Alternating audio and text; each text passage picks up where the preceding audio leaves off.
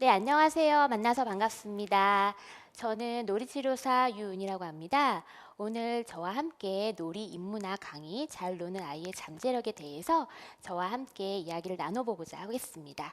먼저 저에 대해서 아직 잘 모르시는 분들이 계시잖아요. 그래서 간단하게 소개를 해드리도록 하겠습니다. 저는 성신여자대학교 심리학과를 졸업하고요. 숙대에서 놀이치료 전공을 석사 전공을 하였습니다. 임상 경력은 15년째 된다고 생각하시면 될 것 같습니다. 그러면서 이제 저는요, 세 아이를 키운 엄마입니다. 저희 아이들 7살, 9살, 11살 삼형제를 둔 엄마로서 저희 아이와 소통하는 방법들, 놀이에 대한 본질들을 생각하는 책을 이번에 출판하였습니다. 잘 노는 아이의 잠재력이라는 책이고요. 오늘 강의는 저의 책에 있는 내용뿐만 아니라 놀이치료사로서 놀이를 어떻게 바라봐야 되는지에 대해서 그런 관점에 대해서 이야기를 해드리려고 합니다.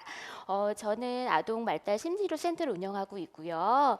놀이치료사 유은이라는 유튜버와 네이버 상담 블로그를 운영하고 있습니다. 그러면서 뭐 EAP 기업 상담, 뭐 예전에 SBS 아이가 달라졌어요. 초보와 유방의 자분위원 등 여러 가지 일들을 하고 있습니다. 이렇게 저와 함께 고려사이버대학교에서 이렇게 잘 노는 아이의 잠재력, 그 놀이의 비밀들에 대해서 하나하나씩 알아보도록 하겠습니다.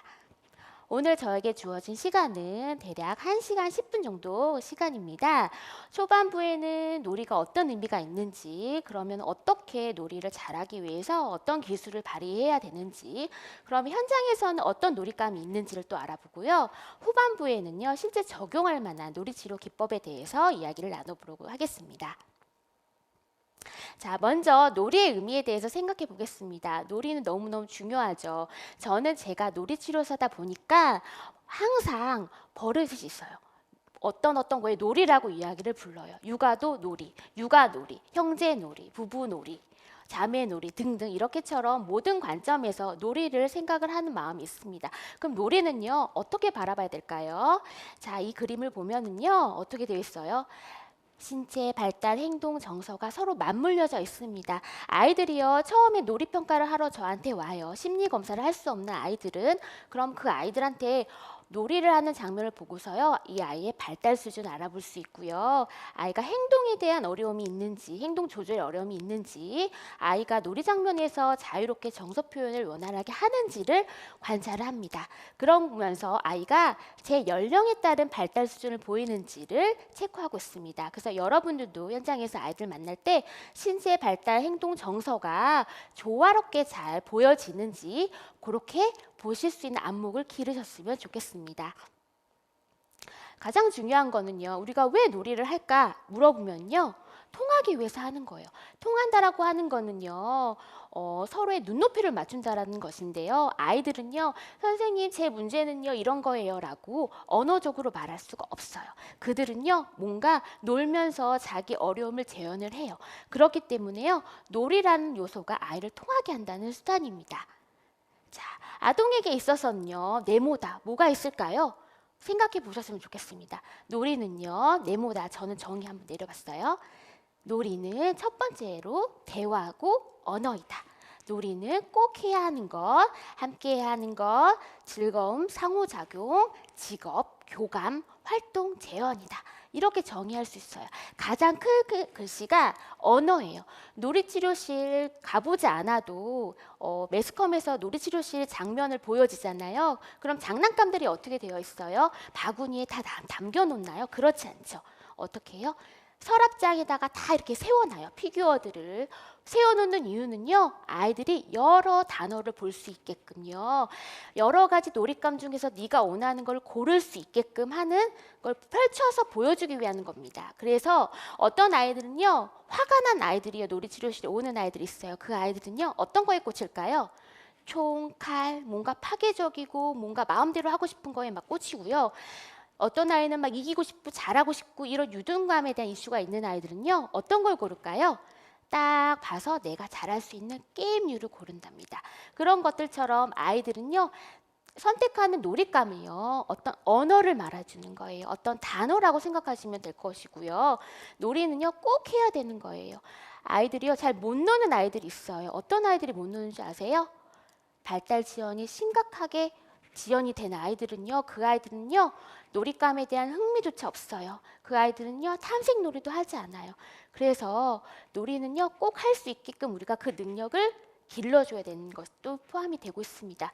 놀이는요, 함께 하는 거예요. 치료사가 투명인간처럼 가만히 앉아 있는 게 아니에요. 함께 놀이하는 거예요. 서로 주고받는 형태로 함께 해야 되는 거. 그 다음에 놀면서요, 즐거움을 얻을 수 있어요. 요즘에는요, 놀이라는 요소가 학습이 좀 많이 가비가 되는 것 같아요. 놀이를 통해서 학습을 하는데 굉장히 흥미거리이긴 하지만 기본적으로는 1차적으로는 놀이는 즐거워야 됩니다. 어떤 결과보다는 그 과정상에서 즐거움이 있어야 된다는 거고요. 놀이는요, 상호작용, 오고 가고, 그렇죠? 내가 하나 뭘 나눠줬으면 너도 나한테 하나 주고 이렇게 주고받는 부분들이 될 수 있습니다. 그리고요, 놀이는요, 아이들이 어때요? 재현을 하게 돼요. 어떤 걸 재현하게 되냐면 내가 봤던 것들, 내가 관심 있는 것들, 유치원에서 친구들이랑 놀이했던 거, 선생님한테 내가 들었던 내용들을 재현합니다. 저희 아이들도요, 재현했어요. 저희 막내 같은 경우는 공룡놀이를 하더라고요. 그런데 공룡한테 막 혼을 내더라고요. 예전 어렸을 때 아이가 조금 뭔가 실수한 적이 있었는데 그때 좀 혼이 난 적이 있었어요. 근데 아이는 그게 좀 마음에 쓰였나 봐요. 공룡들을 세워놓고서 그 공룡들한테 막 혼내는 놀이를 하더라고요. 그런 것들처럼 아이들은요, 내가 경험한 것들을 재현하는 것입니다. 그렇기 때문에 놀이는 너무너무 중요합니다. 자, 그럴 때 아이들 놀이를 볼 때 우리는 그러면 어떤 역할을 해야 될까? 지지자, 안내자, 격려자의 역할을 해야 됩니다. 이건 마치 아동 중심 놀이 치료의 원칙입니다. 이건 스킬의 문제가 아니라 기본 철학에 대한 문제입니다. 기본 철학, 아이를 대하는 태도, 마음가짐이라는 겁니다. 아무리 발달 지연이 있거나 심각한 아이, 행동 조절이 안 된 아이들이 만나더라도 따뜻하고 친절하고 수용적인 것들, 자유롭게 표현할 수 있는 분위기를 주는 것, 아이가 표현한 것을 잘 반영해주고 관찰하고 반영해주는 것, 지시하지 않고 아동이 이끄는 대로 따르게 하는 것들이 다 기본 철학에 해당이 됩니다. 이것들은요, 이 마인드가 있어야 아이들을 대할 수 있어요. 이 마인드가 확고해야 아이들을요, 더 품어줄 수 있습니다. 자, 그렇다면요, 어떻게 놀아줄 것인가를 볼게요. 비지시적인 형태와 지시적인 형태로 나눴어요. 지시적인 형태는요, 목표를 치료사가 이 놀이를 하자라고 제안하는 거, 이렇게 하자라고 하는 지시 수행하는 부분들이 있고요. 비지시적인 형태는 그렇지 않고 아이가 선택하게끔 놔두는 거예요. 원칙은 아동 중심 놀이의 관점으로는 비지시적인 형태가 많아야 됩니다. 아동이 하려는 욕구대로 끌고 가야 됩니다. 그런데 발달 지연이 심하다?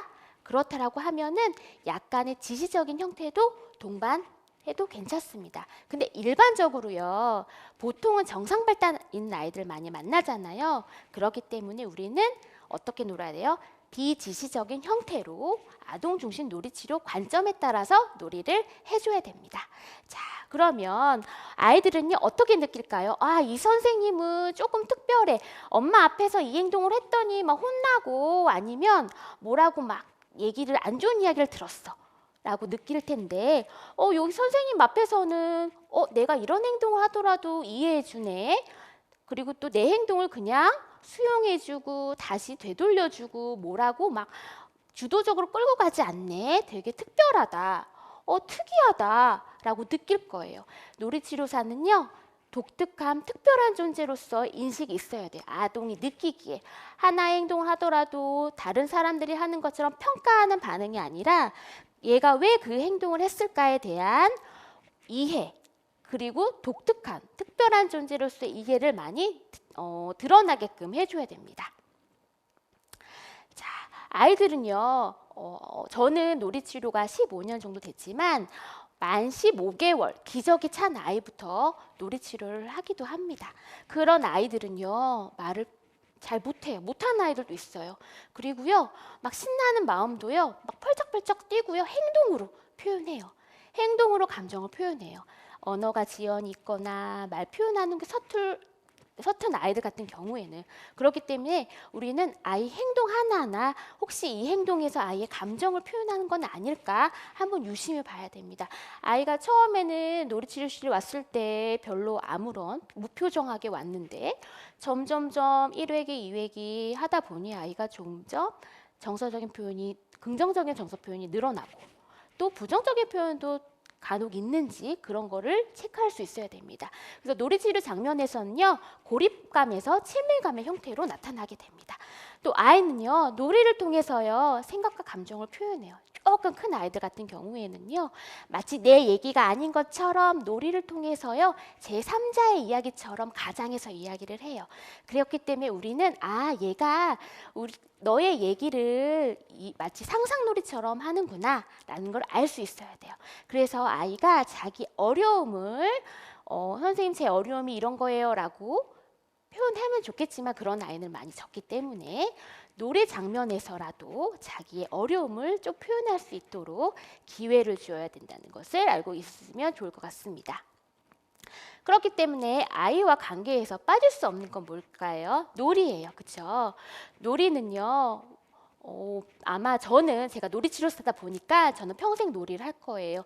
저는요, 먼 훗날 제가 삼형제 뒀잖아요. 저희 아이들의 손주까지 와가지고 같이 보드게임을 한판 하고 간다든지 이렇게 가족의 놀이를 문화를 만들 거예요. 그리고 또 저는요, 지금 제가 뭐 노년은 아니긴 하지만 나이 들어서도요, 저는요, 같이 아이들과 보드게임 할 거예요. 노인 놀이 치료라고 하는 것들도 있거든요. 그런 것들처럼 저는 놀이가 평생 할 거예요. 놀이를 하려는 이유는요, 중요한 건 이해받는 경험이에요. 그렇죠? 아이들과 소통할 때 놀이가 빠지면요, 굉장히 어려워요. 다가가는 것이 마치 상대방이 듣기 좋은 이야기만 할 것 같고 속마음을 잘 표현해 주지 않아요. 그리고요, 이해받는 친밀한 정서를 또 경험할 수 있습니다. 아이들 놀이 언제까지 할 수 있을까요? 물어보면요. 저는요. 10세까지 엄마랑 놀이할 수 있는 시간입니다. 10세가 지나면 아이들은요. 엄마를 찾으면 그것도 문제입니다. 11살 때부터는 이제는 점점 청소년기를 향해 달려가는 시기고요. 그때는요. 친구 관계가 더 중요한 시기예요. 사춘기를 잘 견디기 위해서 10세까지요. 저금하는 거예요. 놀이를 통해서. 엄마 너 지금은 어렵긴 하지만 이전에 이렇게 돈독했었단다. 이렇게 사랑받고 행복감을 느꼈단다. 라고 하는 친밀한 정서 경험을 하기 위한 밑바탕이 되기 때문에 놀이를 하라라고 저희가 이야기를 하는 거예요. 자, 그래서 보면요. 요새는요. 이거 한 몇 년 된 것 같아요. 성인 전용 유치원도 등장을 했대요. 뉴욕의 브루클린에서 프레스컬 메스터 마인드라는 곳이에요. 이곳은요, 어른반 다니는 유치원이에요. 되게 특이하죠. 이 사람들이 할 일이 없어서 무능력해서? 아니요. 이 사람들은요, 전문 직종을 가진 사람들이에요. 주 1회, 2회, 3회, 4회, 5회 자기가 원하는 횟수대로 와가지고요, 놀이하는 거예요. 그리고요, 여기 비용도 되게 비싸요. 몇십만 원부터 몇백만 원까지 이렇게 되는 거예요. 이게 왜 유치원이 왜 개원이 됐느냐 궁금하시잖아요. 이 어른들도 전문직을 가진 이 어른들도요 일상에 너무 치여가지고 나의 동심을 돌아가고 내가 원하는 대로 할 수 없는 상황들이 너무 많아서 스트레스가 많은 거예요. 그래서 그 스트레스를 좀 해소하려고 동심으로 돌아가서 어떤 편견 없이 내가 하려고 하는 것들을 자유롭게 놀기 위해서 그 치유의 시간을 갖기 위해서 하는 거예요. 어떤 거? 진짜 놀이를 하기 위해서 하는 거예요. 다른 건 다 잊어버리셔도 좋아요. 진짜 놀이 대 가짜 놀이, 이 부분은 가장 핵심입니다. 이거는 꼭 숙지하셔서 우리 아이는 진짜 놀이를 하나 가짜 놀이를 하나, 그럼 나는 어떤 역할을 하나를 같이 조금 배워가셨으면 좋겠습니다. 진짜 놀이를 해야 되는 거예요. 시중에 엄마표 놀이, 모모표 놀이 막 많은 놀이가 있잖아요. 과학놀이, 뭐 창의놀이 여러 가지가 있는데 그거를 가만히 들여다봐야 되는 거. 그게 진짜 놀이가 되는 건가? 그냥 수동적으로 끌려가는 놀이가 아닐까? 아이가 뭔가 주체적으로 그 안에서 생각하고 내가 주인공이 돼서 사고할 수 있으면 그게 진짜 놀이가 되는 거예요. 중요한 건 주체예요. 주체. 스스로 선택하는데 자유와 해방감을 느낀다는 거가 되게 중요한 거고요. 주인공, 내가 스스로 선택하는 거예요. 그래서 놀이치료 장면에서는요. 얘들아 이 놀이 하자. 너는 이 놀이가 필요하겠다. 너는 게임 놀이가 필요해. 이렇게 절대 제시하지 않아요. 아이들을 쓱 탐색하면서 골라와요. 그게 아이한테 굉장히 중요한 의미를 알아가는 겁니다. 그래서 진짜 놀이 대 가짜 놀이를 구별해 봤어요. 어머님들께서 많은 놀이 시간을 아이와 갖는데 저는 이제 누구를 위한 놀이일까라 좀 생각을 해요. 엄마가 주도적으로 막 끌고 가는 놀이. 엄마 야 얘야 이거 놀이하자. 이거 이렇게 해야 돼 라고 하는 것이 아이가 뭔가 스스로 선택하고 주체적으로 너가 주인공이 돼서 하는 놀이일까? 그렇지가 않다면 가짜 놀이일 가능성이 있습니다. 그래서 진짜 놀이를 하게 하는 거예요. 우리 놀이치료사들은. 그래서 이 관점을 꼭 기억하셨으면 좋겠습니다. 자, 그러면 우리가 진짜 놀이를 하기 위한 기술이 있어요. 반응적인 선생님이 되어줘야 돼요. 그러면 첫 번째로 아동의 세계로 들어가기. 많은 어머님들께서 도대체 아이랑 어떻게 놀아줘야 될까요? 이 놀잇감이 좋은가요? 선생님은 아이랑 어떻게 놀아주세요? 삼형제들이랑 이런 얘기를 질문을 들어요. 그러면 저는 다시 되질문을 해요. 어머니 그러면 아이가 어떤 놀이에 조금 관심이 있는지 아시나요? 아이가 어떤 놀이를 선택하는지 혹시 관찰은 해보셨나요? 어머님이 뭔가 제시하기 전에 아이가 어떤 행동이 있었는지 어떤 모습인지 조금 탐색해 보셨으면 좋겠습니다 라고 해요. 먼저 우리가 어떤 놀이를 하자라고 제시하기 전에 먼저 아이가 뭘 하고 있는가를 보는 거예요. 내가 무언가를 해줄까 하기 전에 아이가 무엇을 하고 있는가 탐색놀이. 근데 많은 어머님께서 이걸 보지 못해요. 왜? 불안해서. 간혹 저는 이제 엄마랑 놀이하는 장면을 제가 관찰을 하기도 해요. 그러면 많은 어머님께서 아이는 다른 거에 관심이 있는데 그것도 할까 말까 고민하는 중간인데 어머니 그거를 못 견디고 이거 하자 저거 하자 이거 꺼내줄게 어떻게 해줄게 뭐뭐 해줄게라는 반응이 되게 많더라고요. 그러면요 그 놀이는요 어떤 놀이가 될 가능성이 많나요? 가짜 놀이. 그렇죠? 엄마가 주도적으로 끌고 간 놀이가 될 수 있는 것들이 많습니다. 그래서 먼저 가정에서 이 강의를 들으시는 분이 어머님이시라면 우리 자녀가 내가 뭔가 하자고 얘기하기 전에 뭘 선택을 하는가의 태도에 대해서 한번 생각해 보셨으면 좋겠습니다. 자, 신체 높이를 맞추고요. 아예 눈길을 따라가 보는 거예요. 가장 어린 시기, 오감놀이 있잖아요. 그렇죠? 저도요, 오감놀이 했어요. 저희 큰아이 10년 전에 제가 블로그가 10년이 됐거든요. 블로그가 한 이유도 아이한테 오감놀이를 했던 거를 하나 두 개 올리다 보니까 어떻게 됐어요? 지금 데이터가 많이 쌓여 10살, 11살이 되었어요. 그때는요, 감각놀이예요. 문화센터에서 오감놀이 해주는 것도 물론 이제 도움이 되겠지만 꼭 그거 보내지 않아도 우리가 아이가 손 하나하나 만지는 거, 아이가 뭔가 냄새 맡는 거, 아이가 뭘 관찰하는지 같이 따라가주는 감각놀이를 할 수 있습니다. 접촉놀이도 할 수 있어요. 스킨십, 그렇죠? 접촉 치료라고 하는 것도 있잖아요. 우리는 매번 접촉놀이를 할 수 있어요. 뭐 로션 바르게 할 수 있잖아요. 그렇죠? 아이와 서로 로션 발라주면서 어떤 스킨십 자유롭게 스킨십도 경험하게 되는 거여서 그때 좋은 느낌, 상쾌한 느낌을 아이랑 같이 나눌 수도 있고요. 그 다음에 이제 나, 너, 네가 했어, 너가 했어 이렇게 주체와 객체 이렇게 개념을 아는 시기도 있습니다. 그렇죠? 그래서 내가 던졌어. 그 다음 네가 한번 던져봐. 주고받는 상호작용 놀이도 해볼 수도 있고요. 그래서 거울을 같이 볼 수 있어요. 아, 너는 이렇게 생겼구나. 엄마 거울에 비친 모습은 또 요런 모습이네. 아, 눈은 이런 모양이구나. 눈도 크네, 작네. 그래서 이렇게 너의 모습, 나의 모습, 다른 차이점을 나눌 수도 있습니다. 이름을 말하기 게임, 거울놀이, 잡기놀이 이렇게도 할 수 있어요.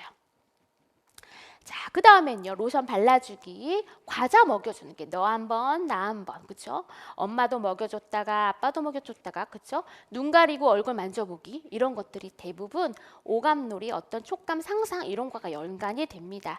그다음 아이와 함께 어떤 뭐 신체 활동을 놀이를 한다고 한다면 장애물을 뛰어넘는다든지, 그다음에 소근육의 발달을 돕기 위해서는 뭐 숟가락질, 칫솔질 이런 것들이요 다 자조기술 아이의 그 능력, 그 신체 발달을 촉진하기 위한 방법이기 때문에 그런 것들도 간단한 거지만 알아두시면 좋을 것 같습니다. 자, 이번에 두 번째로는 아이의 주도성이 있다는 거예요. 일단 처음은 우리가 먼저 제시하지 않고 아이가 뭐 하는지 관찰하고, 그 다음에 두 번째로는 아이의 주도성에 따르는 거예요. 아이가 원하는 방식대로 대화하는 거예요. 주도성의 근원은 뭔지 아세요? 자율성이죠. 그렇죠? 아이가 처음에 누워만 있다가 실내로, 아 여기 실내로구나, 아 되게 안전한 공간이야 라고 하면 아이들이요 자발적으로 탐색을 하죠. 자율성을 획득을 하고 자율성을 기반으로 해서 주도성에 영향을 주죠. 그래서 아이들이요 각자 원하는 놀잇감이 있어요. 원하는 놀이 형태가 있어요. 그거를요 우리가 한 번은 관찰하고 지켜보는 거예요. 그렇죠? 아이가 하고 싶은 거 하게 하는 거, 그 다음에 안전한 거 하게 하는 거, 그렇죠? 주도성보다 더 중요한 건 안전한 건 하는 거예요. 아이가 어떤 위험한, 예를 들어서 엄마가 요리하는 모습을 봤는데 아이가 칼을 달라고 했을 때 그걸 줘야 될까? 선생님 그거 아이 주도성에 따르라고 했는데 그 칼을 줘야 될까요? 근데 이거 위험할 것 같기도 한데 어떻게 해야 될까요? 라고 저한테 질문하시는 분들이 계세요. 그럴 경우에는 어때요? 안전한 걸 해야 되는 거예요. 주도성도 중요하지만 그게 안전에 위협을 준다라고 한다면 주도성은 잠깐 접어두고 안전한 걸 확보하게끔 하는 거고요. 그래서 이제 특별한 놀이 시간을 갖습니다. 놀이치료가 보통 일주일에 한 번 하잖아요. 그래서 저는 놀이치료 하는 어머님들께 놀이치료 하는 것들처럼 일주일에 한 번이나 두 번 정도 30분에서 한 40분, 1시간은 좀 부담이 될 수 있으니까 이렇게 지속적으로 시간을 정해서 놀아보세요 라고 이야기를 하고 있습니다. 근데 그게 굉장히 지키기가 어려워요. 매주 목요일 날 6시부터 6시 반까지는 꼭 엄마랑 놀이 시간, 이게 원칙이 계속 지켜야지 그 의미가 있거든요. 그래서 가정에서도 어떤 어머님은 강의를 듣고 나면 열의에 차서 저는 맨날 놀아주도록 계획을 할 거예요 라고 하지만 가장 중요한 거는 지속적으로 할 수 있는 시간 확보가 중요해요. 저는 평일날은 잘 못 놀아줘요. 왜냐하면 저도 맞벌이고 너무 바쁘니까. 그럴 경우에는 저는 일요일날 뭐 30분 일찍 일어나는 순서대로 30분씩 놀이를 해준다든지 이렇게 특별한 놀이 시간을 갖고 있습니다. 가정에서도 각각 가능한 선에서 해주시면 되세요. 자, 그 다음에 이제 질문 없이 상호작용하기가 있습니다. 질문 없이 상호작용하기요. 아이랑 놀이를 할 때요. 제가 관찰을 하고 있으면 어머님들 마음이 되게 불편하신 것 같아요. 그래서 아이랑 소통을 한다는 생각에 자꾸만 질문하시는데요. 질문보다는요. 오히려 질문 뭐뭐 했구나 라는 형태. 이게 어렵잖아요. 마치 축구 중계하시는 캐스터라고 하죠. 그렇죠? 그분들은 어때요? 뭐 공을 찼습니다, 했습니다, 뭐 했습니다 했잖아요. 그런 형태로 해주시면 돼요. 네가 공을 굴렸구나, 저쪽으로 갔네, 너가 발로 찼구나 라든지 아이가 내 행동을 알 수 있도록. 아이들은요 자기 행동을 몰라요. 모르면서 하기도 해요. 그렇기 때문에 양육자가 관찰한 것을 표현해 줘야 됩니다. 그래서 뭐뭐 했구나. 아 내가 던져가지고 공이 저쪽으로 날아가 버렸네. 너무 세게 던졌나. 문 앞에 떨어졌네. 라든지 어떤 평가의 반응은 아니지만 어떤 상황에 대해서 관찰한 것 표현해 주는 거 잊지 마시고요. 그 다음에 어떤 놀잇감이 있을까 보도록 할게요.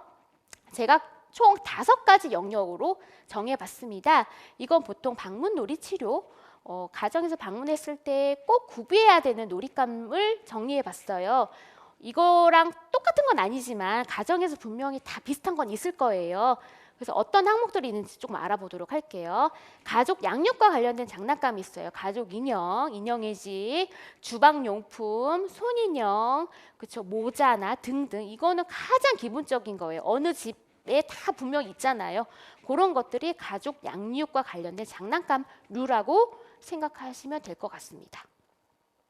자, 그 다음에 이제 공격성과 관련된 장난감이 있어요. 공격성은 이제 보통 공격성이라는 단어 들었을 때 많은 부모님들이 불편해해요.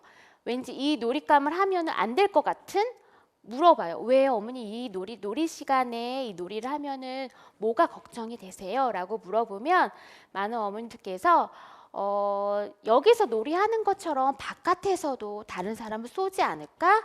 바깥에서도 칼싸움하는 것처럼 이렇게 휘젓지 않을까? 라고 걱정들을 많이 하시기 때문에 이 공격성과 관련된 장난감을 잘 구비를 안 해주시죠. 그래서 보통은 치료 장면에서 이게 꼭 필요합니다. 아이가 안전한 상황에서 공격성을 해소할 수 있는 장난감이기 때문에 펀치볼, 그다음에 뭐 작은 공룡 모형, 작은 플라스틱 군인들 모형, 그다음에 뭐 칼이나 닿은 총 같은 거 던질 수 있는 거 이런 것들도 구비해 둡니다. 왜냐하면 아이가 안전한 상황에서 한계를 정해놓고 하게끔 하는 거예요. 자, 어떤 아이들은요, 발달 지연이 심각한 아이들은요, 놀이 장면에서만 할 수 있어. 바깥에는 할 수 없어. 이걸 이해하지 못한 아이들은요, 공격적인 장난감 주면 안 돼요. 근데 일반적인 아이들은요, 규칙처럼 여기에서만 할 수 있는 거야. 놀이방 바깥에서는 할 수 없고 선생님이랑 여기서 할 수 있어 라는 그런 경계를 알려주시면 할 수 있습니다. 아이들이요. 그래서 꼭 필요한 공격성과 관련된 장난감류도 가정에서 있나 없나 한번 생각해 보시면 좋을 것 같아요. 그 다음에 표현 건설과 관련된 장난감이 있습니다. 이건 되게 유용해요. 많이 쓰여요. 마치 미술 매체 같기도 하고요. 그림을 그릴 수 있는 크레용, 마커펜, 플레이도우 같은 거 많이 있잖아요. 찰흙, 점토, 그다음에 모래상자, 그다음에 대형 손수건, 블록 같은 거. 이거는 어떤 거를 내가 틀은 없지만 내가 자유롭게 건설적인 목표를 수행할 수 있는 거예요.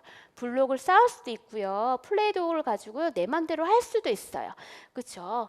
이거는 내가 만지면서 긴장이 해소가 되기도 하고 플러스로 어떤 그 성과물이 나오기도 해서 아이들이 좋아하는 거예요. 표현 건설과 관련된 장난감들도 가정에서 뭐가 있던가 한번 생각해 보시면 좋을 것 같고요. 그 다음에 네 번째로 다용도로 쓰이는 장난감이 굉장히 많아요. 일단 아이들 남자 아이를 두는 부모님이다 라면 장난감이 되게 많겠죠. 자동차와 관련된 장난감, 자동차, 트럭, 경찰차, 구급차, 소방차, 구출과 관련된 뭐 장난감, 병원놀이 이런 것들이 되게 많이 아우러져 있습니다. 그렇죠? 가정에서도 이런 이거는 다용도로 쓰는 장난감이지? 라고 해서 한쪽으로 조금 정리를 해주셔서 아이가 다용도로 쓰는 장난감도 여러 가지 형태로 가지고 놀이할 수 있게끔 구비해 주시면 좋을 것 같아요. 자, 그 다음에 이제 다섯 번째로 게임류가 나옵니다. 게임은요, 제가 총 4가지로 정리해 봤어요. 어떤 그 본질에 대해서 신체활동 게임, 우연 게임, 전략 게임, 대화 게임 이렇게 4가지 형태입니다. 그렇죠? 신체활동 게임은요, 가장 쉬운 형태예요. 그렇죠? 공놀이. 그렇죠? 처음에는요, 아이들이요, 공놀이 잘 차지 못했을 때는요, 게임처럼 할 수 없어요. 하지만 만약에 능숙해지면 골대를 만들어서 서로 골이 나는 그런 공놀이 게임 형태로 할 수 있고요. 그다음 낚시 게임, 어떤 대근육, 소근육을 활용할 수 있는 운동과 관련된 게임들도 진행이 될 수 있습니다. 신체활동 게임은 어린 연령에 어떤 숙달감, 조작 능력을 키울 아이들한테 좀 필요한 거고요. 그 다음 단계가 우연 게임, 찬스 게임이라고도 해요. 이거는요, 사다리 게임, 우노 게임이라고 하는 거예요. 이 게임은 잘 모르셔도 되긴 하는데 우연 게임이라는 걸 이해는 하셔야 돼요. 우연 게임이라 함은 나의 지적인 능력과 상관없이 게임에서 질 때도 있고 이길 때도 있는 거, 우연의 요소, 운과 관련된 게임이에요. 운과 관련된 게임 뭐가 있을까요? 주사위를 던져서 나오는 칸수대로 이동을 한다든지 여러 장의 카드 중에서 뽑는 거, 그렇죠? 그거는 내가 지능이 150이어도 질 수 있는 거고요. 내가 지능이 80이어도 어때요? 이길 수도 있는 거예요. 어떤 전략을 구사하지 못하는 겁니다. 그렇기 때문에요, 아이들이요, 쉬운 형태 요건 할 수도 있어요. 그 다음 형태가 전략 게임입니다. 전략 게임은 뭐가 있어요? 바둑, 체스 이런 거예요. 전략을 구사하는 거고요. 이거는요, 많이 연습을 한 아이일수록 더 잘하게 될 확률이 있어요. 지적인 능력이 우수하다고 하면 전략 게임을 더 빨리 습득할 수 있기 때문에 똑똑하고 굉장한 성취, 그다음에 전략을 잘 구사한 아이들이요, 이 전략 게임을 합니다. 보통은요, 놀이치료 장면에서는요, 우연 게임까지 많이 하고요. 어떤 그 이기는 게 목표가 되고 꼭 이기는 것, 지는 걸 못 견디는 아이일수록 전략 게임, 그렇죠? 내가 실력이 보장되는 그런 게임들을 하기도 합니다. 그 다음에 가장 마지막 형태가 대화 게임이라고 하는 건데요. 이거는 일반 가정에선 잘 구비가 되어 있지 않고 치료 목적으로 쓰이는 겁니다. 놀이치료 장면에서 나의 마음을 이야기해 보는 거. 이것도 어느 정도 우연적인 요소를 가미했어요. 주사위를 던져서 나오는 칸수대로 갔을 때 그와 관련된 카드를 읽고서 내 생각을 얘기를 하는 거예요. 그런 어떤 에피소드가 있는데 그거에 대해서 이해도 하고 말로 얘기도 할 수 있는 정도이기 때문에 아이들이요 대화 게임 할 수 있을 정도면 아이들이 조금 7세 이상은 되어줘야 됩니다. 이렇게 5가지 영역별로 구분해 봤습니다. 그래서 가지고 있는 게임 중에 이거는 뭐와 관련된 거지? 이거는 맞아 지기도 했다가 이기기도 했다가 이거는 나의 노력과 상관은 없어. 그럼 우연 게임류예요. 그렇죠? 근데 이거는 나의 그 능력과 상관이 있는 거. 체스, 오목도 해당되잖아요. 그죠? 그런 것들입니다. 그럼 우리 아이들이 게임 중에서 어떤 형태의 게임을 골라서 하는지, 어떤 게임을 했을 때 더 크게 성취감을 얻는지를 파악하시면 될 것 같아요. 자, 이번에는요 저희 아이들 막 사진도 대거 등장은 해서요 실질적으로 제가 이런 장난감들을 가지고요 아이들이랑 어떻게 놀이를 했었는지 여러 가지 놀이치료 기법에 대해서 이야기를 해보도록 하겠습니다. 이거는 제가 6가지로 구분을 해봤어요. 장난감과 놀잇감, 인형, 표현, 예술, 상상, 역할극, 게임입니다. 그렇기 때문에 하나하나씩 조금 짚어보도록 하겠습니다. 자, 1번 저희 애예요. 저희 애 모델이고요. 1번 빠방놀이예요. 저는요 항상 왜 그럴까, 이 놀이는 왜 할까에 대한 궁금증을 항상 생각을 하거든요. 저희 아이가 6개월 때부터 빠방놀이를 하기 시작했어요. 어떻게 해요? 기어가면서요. 기면서 한쪽으로는 손을 움직이고 한쪽으로는 자동차를 이렇게 움직이면서 가더라고요. 마치 동행하는 친구처럼 가더라고요. 그래서 빠방놀이는요 제가 보건데 6개월 정도부터 가능한 것 같아요. 그리고요 빠방놀이는요 자동차 놀이는요 이거는요 혼자 놀이도 가능해요. 아이들이요 자동차 갖다 주면요 혼자 막 이렇게 많이 놀아요. 어떤 특별한 상호작용이 없어도 괜찮아요. 혼자 놀이도 가능하고요. 이거를 하는 이유는 뭐예요? 숙달감을 경험하기 위해서 하는 거예요. 장난감을 조작하는 거예요. 장난감도 보세요. 처음에는요 형태가 되게 크다가 점점 형태는 적어지지만 기능들이 막 있죠. 뭐 누르기도, 처음엔 누르면 소리 나는 거였다가 이제는 문도 열리기도 하고 트렁크도 열리기도 하고 돌아가기도 하고 포크레인처럼 이렇게 조작하는 거. 그러니까 아이들이요 처음에 막 탐색하다가 지금 소근육, 그죠? 소근 연습하는 단계잖아요. 그렇기 때문에 아이들이요 여러 장난감을 눌러보고 터치해보고 소리도 나는 거, 변화가 가는가를 보면서 숙달감을 경험하는 거예요. 그래서 아이들이 자동차 놀이를 한다 그러면 이런 신체 활동을 통해서 숙달감을 경험하려고 하는 거구나. 빠방놀이 할 때는 어떤 상호작용이 안 하더라도 혼자 잘 이렇게 놀구나, 혼자 놀이도 가능하구나 라는 거를 알고 있으면 될 것 같아요. 자, 그 다음에 이제 소꿉놀이예요. 엄마 놀이예요. 소꿉놀이 저희 아이요. 아이 입장에서 생각해 보면요. 가장 많이 보는 장면이요. 아마 엄마들이요. 음식하거나 주방에 있는 모습이 아닐까 싶어요. 자연스럽게 아이들이요 소꿉놀이를 해요. 무난하게 보통 보면 24개월 때부터 능숙하게 하는 것 같아요. 24개월 때 되면 어느 정도 말 표현도 하게 되기 때문에 누군가한테 초대하거나 나눠주거나 먹으라고 하거나 냠냠냠 언어적인 것도 구사를 하면서요 양육 행동을 재현합니다. 중요한 건 포인트는요 양육 행동을 재현한다는 거예요. 내가 엄마가 돼서 돌봐주는 사람 역할을 하는데 긍정적인 양육자 역할을 하는지 부정적인 양육자를 하는지. 어떤 아이랑 놀이를 해본 적이 있었는데요. 그 아이는요 처음에는 음식을 정성껏 차리다가 제가 먹으려고 하면 음식을 막 다 쏟고요. 먹지 못하게 하고요. 굉장히 조금 일반적이지 않게 왜 그럴까? 왜 자꾸만 열심히 한 거를 나누기보다 자꾸 이렇게 훼손하고 이렇게 못하게 하는 부분이 있을까라고 궁금해했던 적이 있거든요.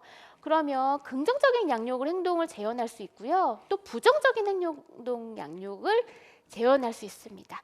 자, 그 다음에 이제 가장 쉽게 놀이할 수 있는 건요. 생일상 차리기 놀이할 수 있어요.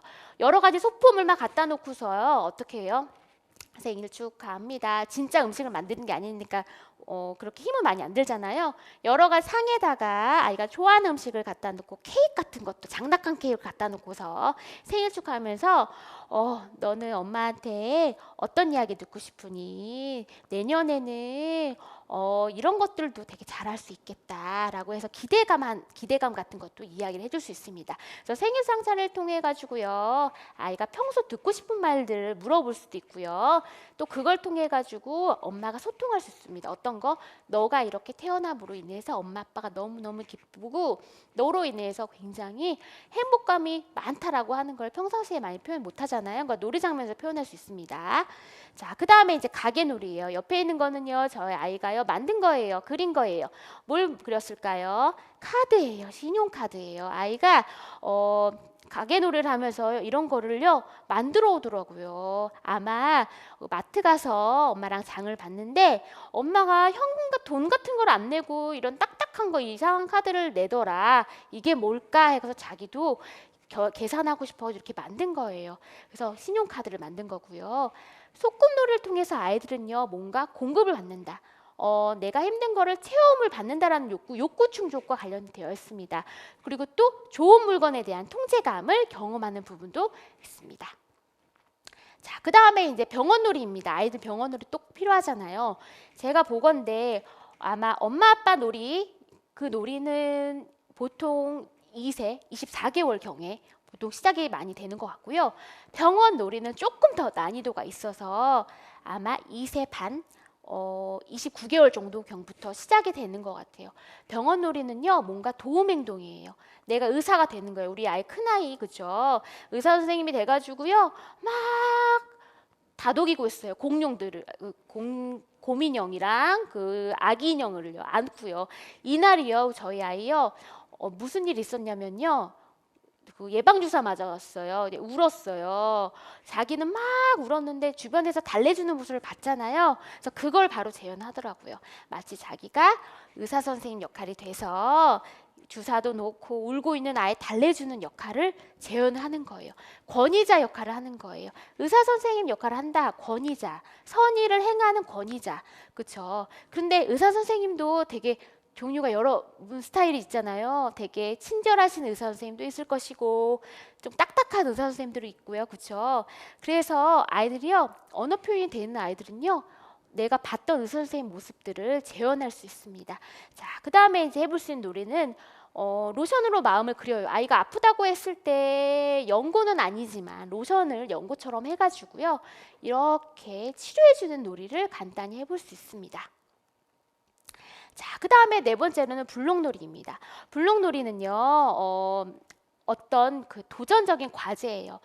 처음부터 이게 블록 종류도 되게 많이 다양한데 가장 낮은 형태의 큰 블록부터 시작이 돼야 돼요. 그렇죠? 아이가 어른이 너무 처음부터 완벽하게 예쁘고 완벽하게 너무 잘하는 모습을 보여주면 아이가 좌절감을 얻어요. 그렇기 때문에 좀 어른들도 어설프게 이렇게 끼웠던 이런 모양이 되더라. 그럼 넌 어떻게 해볼 수 있을까? 라고 하는 거예요. 도전적이고 건설적인 목표를 갖게 합니다. 자, 그 다음에 또 뭐가 볼링놀이 같은 것도 있고요. 목공놀이 또 있습니다. 자, 그 다음에 제가 이제 저희 아이고요, 막내고요, 공룡놀이예요. 저희 막내는요, 되고 싶은 사람이 있었어요. 이전에는요, 공룡이 되고 싶었어요. 그렇죠? 근데 이제는 좀 커가지고요, 공룡은 될 수는 없지만 내가 만약에 동물로 변한다면 나는 공룡이 되고 싶어라고 이야기를 해요. 공룡놀이는요, 남자 아이들한테는요, 꼭 필요합니다. 왜요? 공격성의 방출이에요. 많은 어머니께서 아이가 공격적인 모습, 공격성과 관련된 놀이 안 했으면 좋겠다고 생각을 하시는데 분명히 아이들은 뭔가 스트레스 받기도 하고요. 그걸 해소를 해야 돼요. 그래서 공룡은 굉장히 원시적으로 잡아먹기도 하고 핥히기도 하고 덤비기도 하고 하잖아요. 그래서 그런 공룡놀이를 통해서 내면에 있던 어느 정도 누구나 공격성 다 있거든요. 그걸 중성적인 공격성이라고 하는데 그런 거를 방출할 수 있는 놀이를 해줘야 됩니다. 자, 그 다음에는요, 로봇 변신 놀이가 있어요. 자, 이거는요, 아이들이요, 힘의 욕구, 전능감과 관련되어 있는 것 같아요. 파워풀한 이슈, 그죠? 현실에서는 엄마 말을 안 듣고 맨날 혼나고 왜소하고 작은데 이 놀이 상황에서는 지구를 구하는 용사가 되거나 위험에 빠진 사람들을 다 도와주는 굉장한 강력한 힘을 가진, 전능감을 가진 사람이 되는 거예요. 그렇기 때문에 이 놀이를 통해서 나는 뭐든지 될 수 있다. 나는 여러 가지 도전을 해볼 수 있어. 그런 힘을 얻게 되는 거예요. 그렇기 때문에 아이들은요, 로봇 놀이, 그쵸? 변신하는 놀이, 그 다음에 때로는 변신하게 하다가 파괴적인 놀이로 되기도 하는데요. 어떤 원칙만 이야기를 하시면 그거를 허용해 주셔도 됩니다. 안전한 장소에서 하게끔 하는 거. 그 다음에 이제 모델 저희 아빠하고 아이하고 이제 칼싸움을 했죠. 이거는요, 앉아서 하겠어요. 왜요? 서서 하면요, 애가 막 도망가고요. 그리고 또 뭐 너무 업돼가지고 아이가 통제가 안 돼요. 그래서 제가 앉아서 하게끔 하는 거예요. 원칙, 저만의 원칙을 준 거고요. 그 다음에 또 하나의 원칙을 줬어요. 어떤 거요? 흰색 바, 하얀 색깔 바만 맞추도록 하자 라고 하는 거고요. 이런 원칙이 정해져 있는 상태에서 하셔도 됩니다. 그래서 서로의 몸을 찌르거나 맞추지 않게끔 하는 부분들이 또 로봇과 관련된 놀이고요. 그 다음 인형놀이 이제 대결하게 됩니다. 그쵸? 남자아이들이 주로 많이 해요. 여자아이들은 가족과 관련된 어떤 상호 호혜적인 관계적인 놀이를 한다고 보면은 남자아이들은 대결적인 놀이를 해요. 얘가 대결 놀이를 하네. 그러면 관찰하는 거예요. 좋은 사람 대 나쁜 사람이 있는지, 그럼 얘는 어떤 사람 역할을 하는지, 여기에서 강한 사람 역할을 하는지 약한 사람 역할을 하는지. 보통은요, 대결 놀이를 통해서요, 현실에서 내가 힘이 약하다고 느껴질 때 여기 놀이 장면에서는 강자의 역할을 많이 합니다. 그쵸? 그래서 현실에서는요, 어떻게 치고받고 싸울 수는 없잖아요. 근데 여기서는요, 어때요? 파괴적이고 때로는요, 이렇게 어떻게 해요? 죽기도 하고요, 희생자가 있기도 하고요, 요렇게 상상의 형태로 나타나기도 합니다. 자, 그 다음에 이제 가족과 관련된 놀이, 인형놀이예요. 여자아이들이 주로 많이 해요. 여자아이들이 공주놀이를 많이 하잖아요. 근데 저도 책에도 언급은 했지만 여자아이들이 이 가족 관련된 놀이를 하는 거 자체가 문제가 될 것은 아닌데, 이 공주놀이를 할 때 너무 그 성의 고정관념을 심어줄 만하게 그런 놀이의 스토리를 재현을 하는지 한번 살펴보세요. 거기에서 항상 왕자를 기다리고 나는 너무 약하고 나 혼자 할 수 있는 건 없고 주변에 뭐 신하가 있거나 항상 도움을 주는 누군가가 있는지, 만약에 그런 놀이를 재현한다고 한다면 어떻게 확장할 수 있을까요? 거친 일도 하는 공주 역할, 그쵸? 직업이 있는 공주 역할, 그쵸? 맨날 성 안에만 갇혀서 있는 공주가 아니라 그렇게 편견을 깰 수 있을 만한 에피소드를 주는 것이 아이가 좀 더 다양하게 사고할 수 있는 능력에 도움을 주기 때문에 그렇게 편견을 깨는 듯한 확장을 주는 건 필요하고요. 놀이 장면을 통해서 여기서도 긍정적, 부정적 상황을 재현을 합니다. 놀이 치료를 하다가 어떤 친구가 엄마 아빠 놀이를 하는데 아이가 이러는 거예요. 선생님, 우리 집은요, 엄마, 오빠, 나 이렇게 있어요. 그런데 나는 혼자 여기서 자고 오빠하고 엄마만 저쪽 안방에서 자요 라고 계속 하는 거예요. 그래서 그게 무슨 말일까, 무슨 의미일까, 왜 그럴까 너무너무 궁금했잖아요.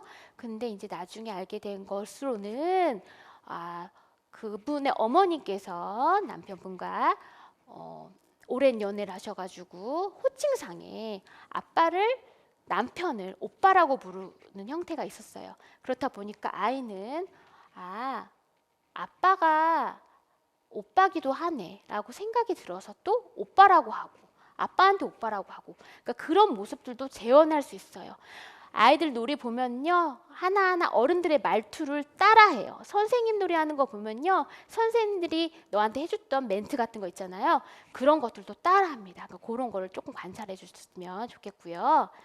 자, 그 다음에 이제 저희 아이 둘째하고 셋째예요. 엄청 많이 싸워요. 그렇죠?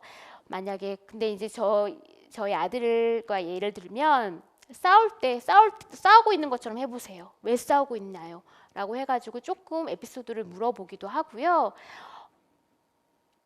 싸우면 엄마는 누구 편을 드나요? 아빠는 누구 편을 드나요? 라고 물어볼 수도 있어요.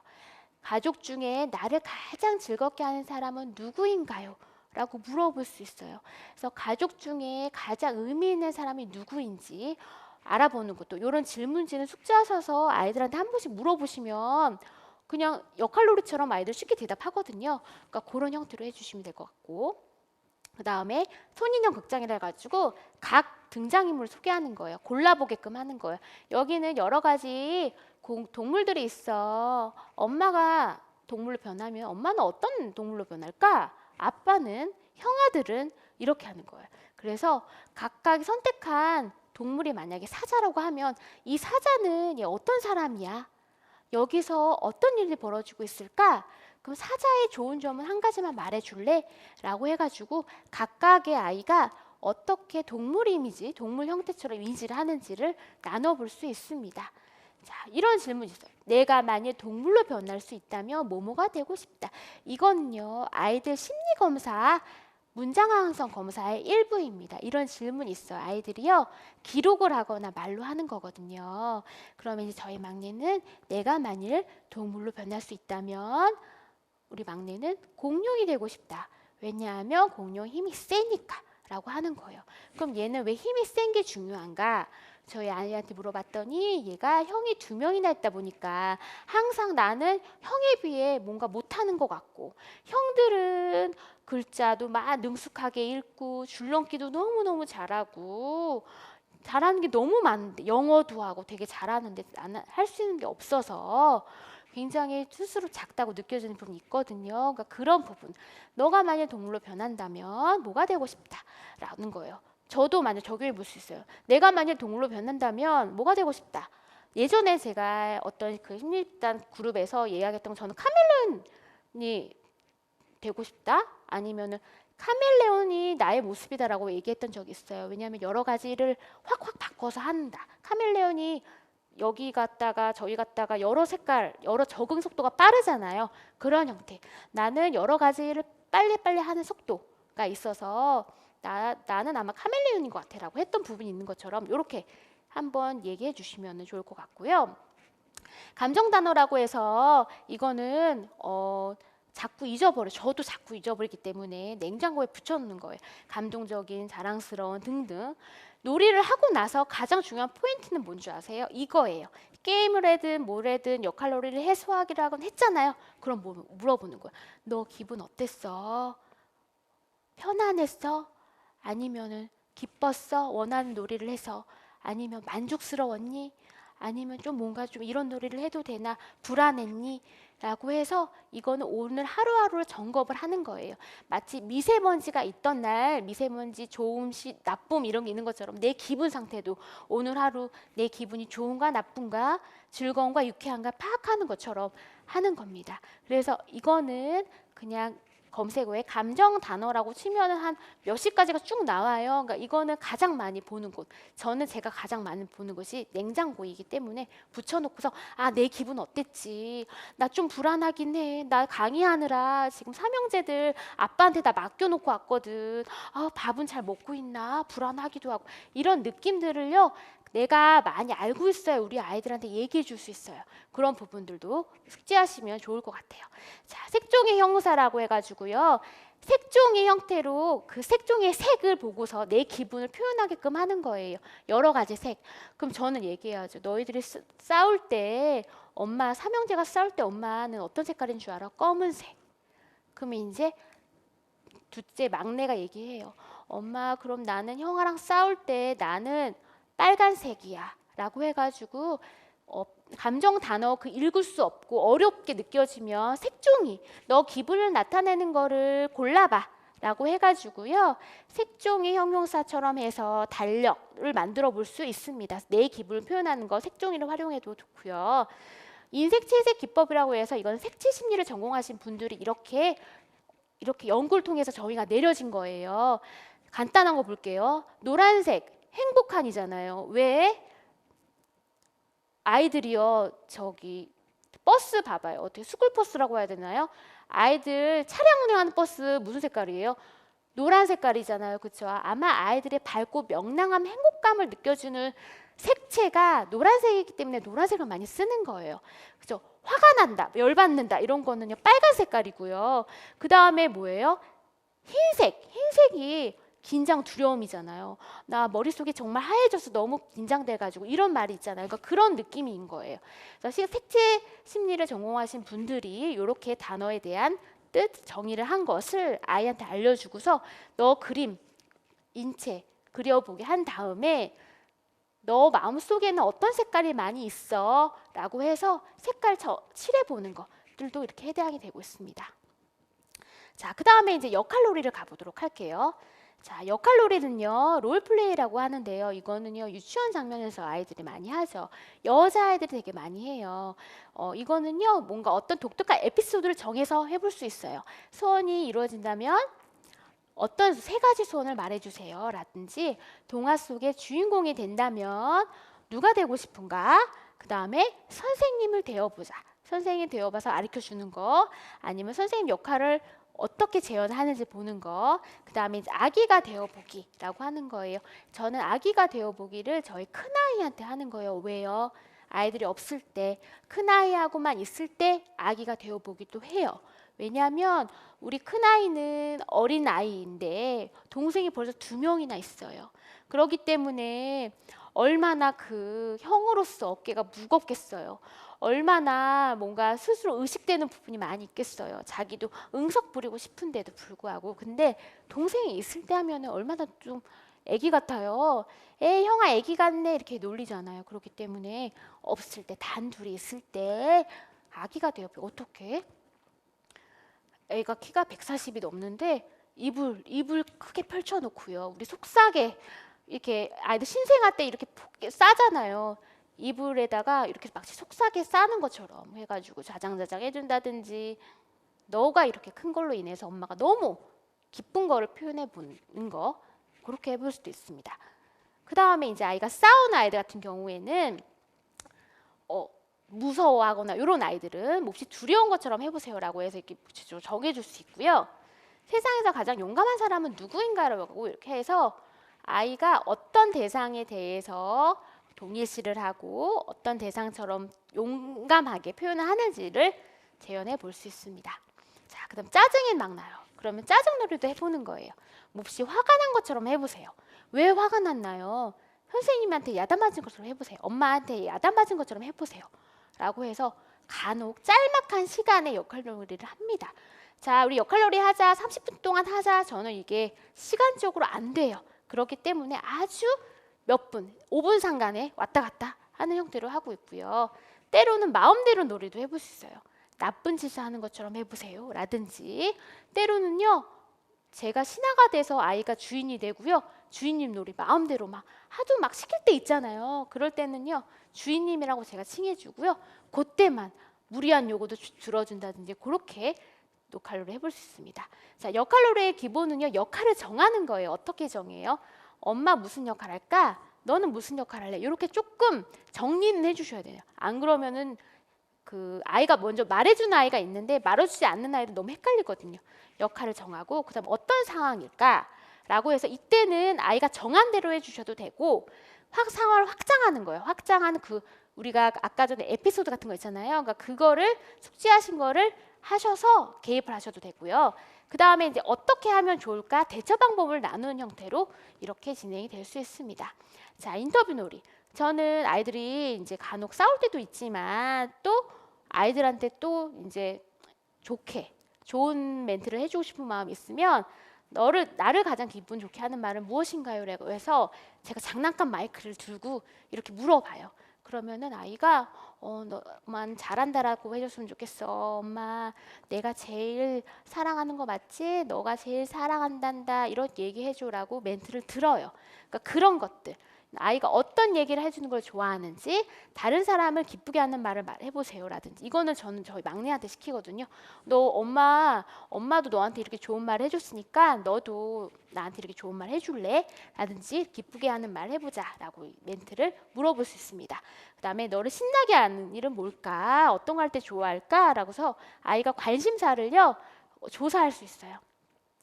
만약에 짐을 실어달라고 부탁하면 낯선 사람이 되고, 낯선 사람 그 역할놀이도 해볼 수 있어요. 저는 간혹 이런 얘기 하거든요. 엄마 잠깐 음식물 쓰레기 버리러 갈 거야. 근데 만약에 띵동 띵동, 뭐 코로나 이전에 띵동 띵동 택배 왔습니다 라고 했을 때 어떡할 거야? 라고 하면 1번, 2번, 3번, 첫째, 둘째, 셋째가 다 답이 달라요. 첫째는요, 그냥 아무 소리 내지 않아요, 엄마. 둘째는요, 거기다 놓고 가세요 라고 말한다. 그 다음에 셋째는요, 우리 엄마 지금 없어요 라고 말한다. 그쵸? 다 맞는 말이긴 한데 보다 더 세련된 형태로 하는 겁니다. 그래서 그렇게 만약에 놀이 이렇게 정해놓고 해보시면 좋을 것 같고요. 그 다음에 이제 모래놀이가 있습니다. 모래놀이는요, 자연물이에요. 그쵸? 어떤 형태를 만드는 게 중요한 게 아니라 그 자체만 만지면서 그냥 힐링이 되잖아요. 모래사장에서 아이들요, 그냥 삽 같은 것만 주면은 몇 시간이고 놀잖아요. 그런 것처럼. 그렇죠? 저 어떤 구조를 만드는 거가 아니라 그 자체로 주는 힐링이 있기 때문에 자연물이 굉장히 도움이 되고요. 스트레스 해소, 자기 표현 능력에 키울 수 있습니다. 자, 그 다음에 이제 게임놀이 같은 경우는 이제 저랑 아이랑 하는 거예요. 게임놀이 하는 기본은 게임 전에 서로 원칙 동의를 하는 겁니다. 게임 설명서를 보고서 숙지하고 있는지 확인하고요. 총 몇 판 할지를 정합니다. 그리고 이제 찬스 제도라고 해가지고요. 저랑 아이는 나이가 같지 않기 때문에 동일한 규칙을 해도 되지만, 때로는 제가 나이가 많기 때문에 몇 번이 더 기회를 줄 수 있어요. 그 원칙을 얘기해 주면 됩니다. 단 게임 중간에 기회를 뭐 한 번 더 줄게 이게 아니라, 자, 이제부터 엄마랑 할 텐데 엄마가 너보다 나이가 많잖니. 그래서 공평하게 하는 건 너한테 좀 불리할 수 있어. 그래서 엄마가 너한테 기회를 줄 거야. 한 번, 두 번, 세 번, 네 번, 5번 중에서 몇 번을 쓰면 엄마를 이길 것 같아 라고 미리 정하는 거예요. 미리 협의를 해서. 그래서 게임 전에 아이가 5번면 5번은 한 번 더, 그러니까 5번 그 되돌릴 수 있는 거, 그렇죠? 그거를 썼을 때 이기는 거는 굉장히 아이가 정해진 목표대로 잘 한 거고, 그렇지 않을 경우에는 찬스 2번 쓰기로 먼저 했는데 중간에 한 번 더 할래, 한 번 더 할래 이거면 원칙 깨지는 겁니다. 그럴 경우에는 게임이 되지 않고 아직 준비가 되지 않았기 때문에 그냥 놀이 형태로 하자라고 제안을 할 수 있습니다. 자, 게임 놀이를 통해서요, 2가지를 얻을 수 있어요. 성취감, 이겼을 때는 성취감, 졌을 때는 좌절, 인내력을 키울 수 있습니다. 그래서 저는 게임을 통해서 아이가 이기는 것만 즐거운 것이 아니라 졌을 때도 의미를 부여해줘야 돼요. 내가 비록 너 지긴 했지만 태도 봤을 때 너 질 것 같아도 포기하지 않고 끝까지 열심히 하려는 그 태도가 너무너무 깜짝 놀랐어. 이런 태도에 대한 격려를 해줄 수 있어요. 아이들이요, 이런 피드백을 많이 받으면요, 끝까지 정말 놓지 않아요. 끝까지 최선을 다해서 할 수 있는 선의 에너지를 발휘를 해요. 그렇죠? 그렇기 때문에 자아 기능의 강화가 됩니다.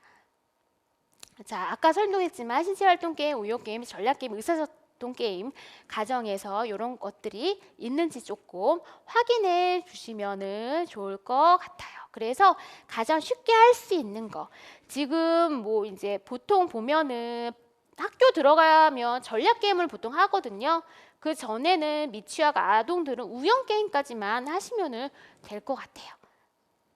자, 그래서 마음을 나눌 수 있는 게임. 저는 이제 요거는 젠가 아시잖아요. 젠가에도 아까 그 제가 감정 단어 띄워진 거 있잖아요. 거기다가 매직으로 썼어요. 당황스럽다, 부끄럽다 이런 거를. 왜 썼을까요? 아이가 하나라도 뽑으면서 이거 뭐지? 글자 읽을 수 있는 아이는 어때요? 이거 뭐예요? 이런 단어가 있어, 이런 게 있어 라고 알려주면 되고, 그 뜻을 이해하는 친구는 너 혹시 이럴 때 있었어? 너 혹시 두려웠을 때 있었어? 너 경험이 아니어도 괜찮아. 어땠을 때 두려웠던 적이 뭐 생각나는 거 있어? 라고 나눠볼 수 있습니다. 그래서 이렇게 해서 감정을 나눌 수 있는 게임류를 해주시면 될 것 같아요. 그래서 우리가 가장 중요한 진짜 놀이를 해야 된다는 거, 그 다음에 이제 감정 단어를 잘 숙지를 하셔서 매 순간에 그래서 어땠다. 아이가 소꿉놀이 하고 나서 그래서 어떤 기분이 들었을까? 물론 아이가 표현해주면 좋지만 우리가 먼저 혹시 이런 기분이었었니? 아니야. 너 표정 보니까 또 약간 지루하기도 했던 것 같아.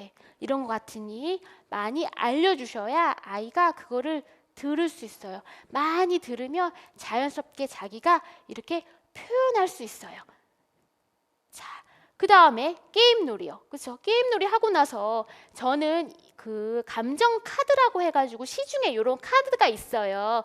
이거는요, 뭐 만들어도 되고 또 사셔도 되고 상관은 없어요.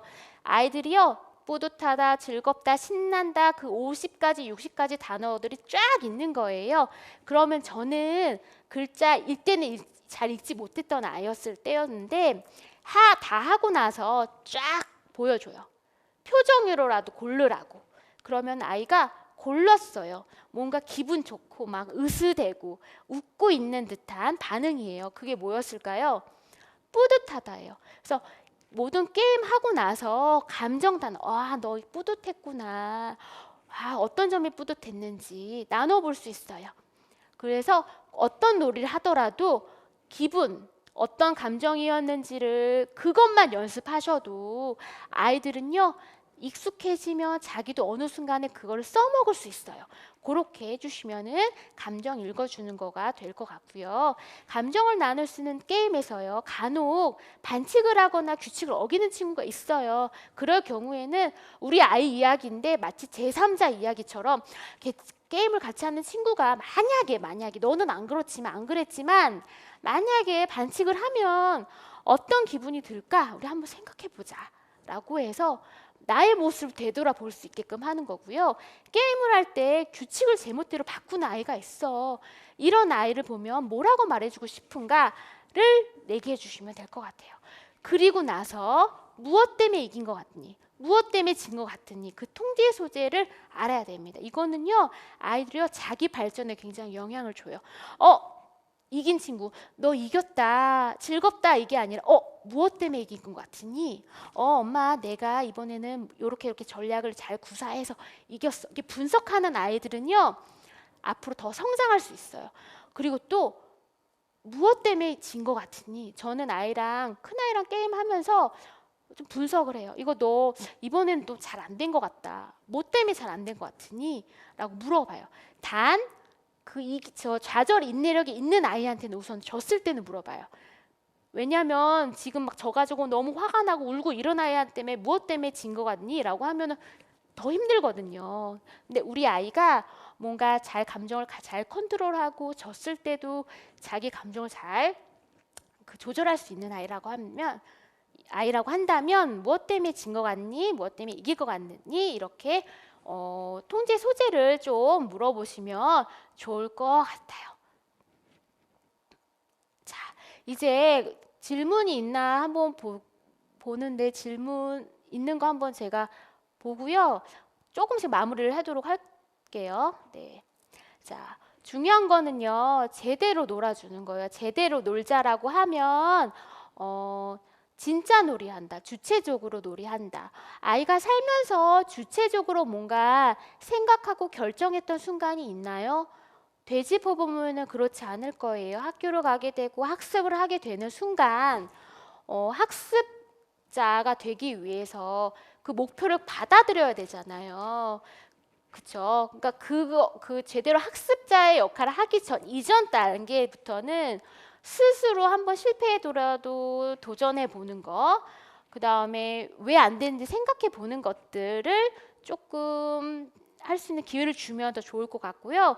중요한 건 놀이로부터 작은 성공 경험을 주는 거, 놀이를 통해서 긍정의 에너지를 받으며 성장을 유도하게 하는 거, 자율성, 자율의지에 따라 올바른 선택을 하고 책임감을 길러주는 거, 꼭 함께하는 즐거움 경험하는 거, 꼭 자 놀자 지금부터 놀자가 아니라 그냥 함께하는 시간부터 놀이 시작인 거예요. 한 번은 저희 아이가 밥을 먹으면서 슝 이렇게 했어요. 밥이 있고 밥 숟가락도 있고 이렇게 넣어야 됐는데 슝 했죠. 근데 저는 그 순간도 저도 저 밥 숟가락 들고 저도 같이 슝 해줬어요. 그랬더니요 저희 아이랑 같이 웃었거든요. 단 1분이지만 그쵸? 그런 것들도 다 상호작용하는 거고 즐거움을 경험하는 순간이에요. 그쵸? 그런 것들 우리가 꼭 어떤 꼭 학원 뭐 이렇게 문화센터나 뭔가 좋은 놀이감이 있어야 되고 어떤 좋은 오감놀이를 전공하신 분께 우리 아이가 해야 뭔가 창의력이나 뭔가 지적인 발달이 되는 것이 아니라 그렇게 배울 수 있어요. 그쵸? 우리가 경험해 주는 것만으로도 아이한테 즐거운 유쾌함을 주는 경험을 할 수 있습니다. 자, 질문이 하나가 올라왔어요. 소극적인 남자아이 어떻게 놀아줘야 될까요? 라고 하셨는데요. 일단은 아이가 놀잇감을 가지고서도 소극적일까? 일단은 지켜보세요. 만약에 10분 정도 엄마랑 이제 30분 정도 논다고 했을 때 아이가 10분 정도 지켜보시고 그래도 아이가 어떤 거를 놀아야 될지 못 논다라고 한다면 어머님이 그때 선택지를 주셔야 되는 거예요. 한 가지만 가지고 게임하자 이런 게 아니라 게임하고 자동차하고 차륵 1번, 2번, 3번 그 선택지를 주고서 이 중에서 하고 싶은 거 있을까 찍으라고 하는 거예요. 스스로 선택을 하게끔 하는 거. 그래서 그런 것들이 조금 연습이 되면 자기 욕구를 조금 더 알아차릴 수 있을 것 같아요. 그래서 소극적인 남자아이한테 적극적으로 이렇게 놀자라고 하면 그 아이는 더 자기 욕구를 표현하기가 어려워요. 그렇기 때문에 선택지를 2개를 주던지 3개를 주던지 4개를 주던지 그렇게 해가지고 그 안에서 조금 고를 수 있도록 고르는 거. 아이 입장에서는 내가 선택한 놀이는 의미가 있어요. 그쵸? 저희 막내는요, 유치원에서 집으로 가는 길이요, 여러 길이 있는 게 아니에요. 한 갈래길이 있는데도 엄마 뒤로 뒷장서 내가 선택할 거야. 길 내가 선택할 거야. 내가 선택한 길로 따라와 하더라고요. 길이 하나여도. 그만큼 내가 선택한 거에 분명히 의미가 있을 거예요. 그래서 아이가 스스로 선택할 수 있는 기회를 주시면 그것부터 시작일 것 같아요. 그래서 어머님께서 스스로 선택할 수 있는 기회 주시는 거 꼭 잊지 마시고요.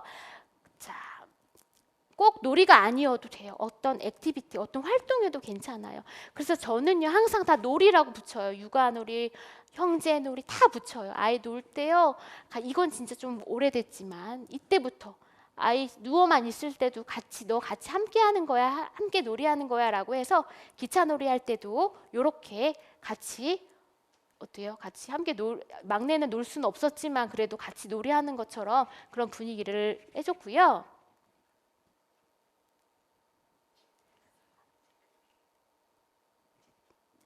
네, 질문 있나 한번 볼게요. 승부욕이 너무 강해서 지고 나면 울어버리는데 져줘야 될까요?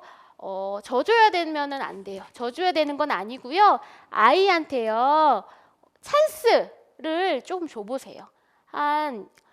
너무 안 될 것 같으면 10가지 중에서 1번, 2번, 3번, 4번, 5번 10번의 기회 중에서 너가 이기기 위해서는 몇 번의 기회를 쓰면은 이길 수 있을까? 한번 정해보세요. 10번의 기회부터 시작을 하시면 될 것 같아요.